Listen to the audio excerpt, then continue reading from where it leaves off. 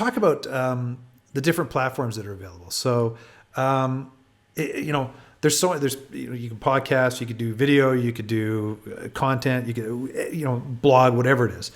What should someone look at, or how should they think about when they're selecting a platform? What should they think about? Well, first of all, there's no one right way.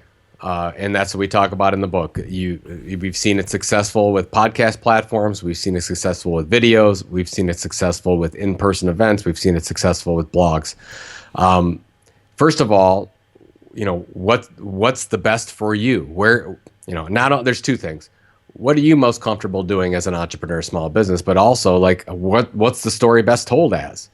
The story could be best told as a podcast series. It could be best sold as a video. Maybe it's something very visual, or maybe your audience is there. That makes the most sense when you're thinking about those types of things.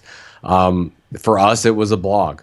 It was, I had minimal resources, had absolutely no money. Like, what am I going to do? Well, blog, it didn't take that much to get going. It was only my time. So I'm going to create the blog on a consistent basis. And that's how we started it. So any company with minimal resources, you just basically need a CMS system like a WordPress, or you need an email marketing platform, and you're good to go. I mean, you're in business. You're 90% of the way there. So you don't need all this technology to get going. Same thing with a podcast, actually. You use a service like Libsyn, which basically the server, they'll house all your podcasts. They'll get them promoted to iTunes and Stitcher and whatnot.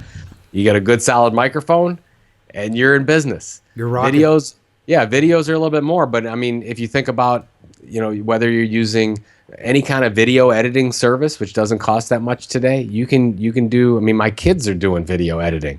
And they're much better. Yeah, they're much better at it than I would ever be. So I think you got to think a lot about that. I think the most important thing is how is the story best told? Your differentiated story, your content tilt, what really separates you from the rest, that you can cut through the clutter.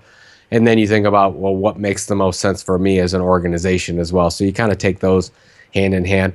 By far, most people go to the blog setup, because you immediately then can have the blog set up, and then you can start setting up the email subscriptions. If you set it up as a video on YouTube or podcast on iTunes, you got to remember you've got a ways to go to get your email subscriptions, because email subscriptions, that's the number one thing. So if you get like a John Lee Dumas, is great. He's got a couple 100,000 listeners on his podcast, but all he's focusing on is for his calls to action, or getting them to a website or a particular landing page to get their email address, because he doesn't have access to that data through iTunes.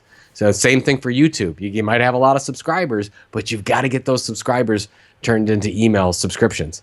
So just think about it from that step. So if you want to short circuit it, yeah, you can do the blog, but you've got a lot of work to promote it, a lot more than you'd have for iTunes and YouTube, since they've got built-in communities already.